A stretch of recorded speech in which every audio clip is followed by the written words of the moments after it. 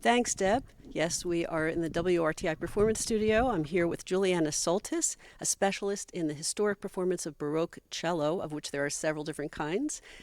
She's touring with a new album called Going Off Script, the Ornamental Suites for Cello. She'll perform at Christchurch Neighborhood House this Friday evening and is here in the WRTI Performance Studio to share highlights of this album, which explores the long-lost tradition of spontaneous improvisation in the Bach cello suites. Welcome, Juliana. Thanks so much for having me. So let's get right to music. Tell us what we will hear first. The first piece that we are going to hear is the Prelude from Suite Number 1 in G major. And I chose this piece for this performance because it's probably the most famous piece in any cellist's repertoire. It's the most iconic by far. You may not think you know this piece when I say the title, but the minute I play it, you're going to recognize it. Complete strangers come up to me on subways and in airports and on the street when they see me with my cello on my back. They sing this piece to me and they say, do you play this piece? And yes, I do. That's great. You're listening to WRTI live from the Performance Studio.